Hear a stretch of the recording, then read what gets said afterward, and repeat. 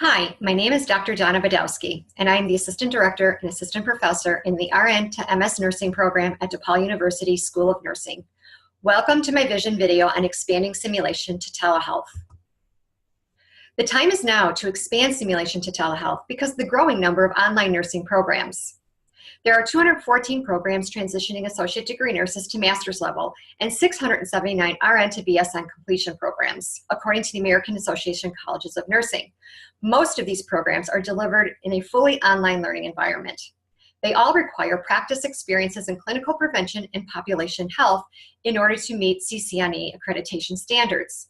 They need to ensure graduates are using behavioral change techniques for health promotion and illness prevention. Furthermore, the Institute of Medicine report in 2010 is calling for nursing programs to shift the focus in acute care experiences to more community health and public health practice experiences. Informatics and healthcare technologies is an essential within the AACN baccalaureate and master's level nursing programs. We need to ensure students are using emerging technologies to communicate and deliver healthcare. Telehealth is the use of technology to deliver healthcare and health information or health education at a distance. It is not a nursing specialty, so all nursing programs, including the nurse generalist programs, should have the practice experiences in telehealth. However, only 42% of nursing programs report having learning experiences in telehealth. My innovative idea is a synchronous online learning experience, a simulated health promotion consultation visit with a patient via telehealth, where students practice their motivational interviewing skills, which is an evidence-based, patient-centered communication technique that is used in health promotion to increase a person's commitment to change to a healthier lifestyle. The simulation consists of some preparatory activities where they have reading assignments and watch YouTube videos to gain the knowledge needed for motivational interviewing. Then the simulation is where they practice this new knowledge set with a standardized patient via Zoom video conferencing as the telehealth platform.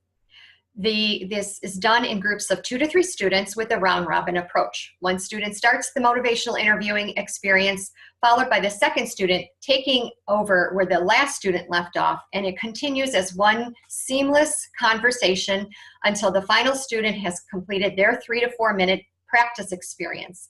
This allows for a fully engaged observer while they're watching their peer practice the motivational interviewing skills, so they know exactly where the conversation is going and where they need to continue.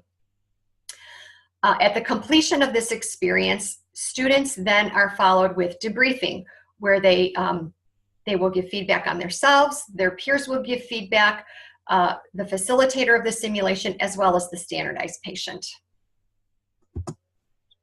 Research in progress, I do have an IRB in which I will be surveying students that have had this learning activity, and I'm looking for the impact of their learning on their nursing practice. My research questions include, did the students feel that this telehealth learning experience was beneficial to their learning?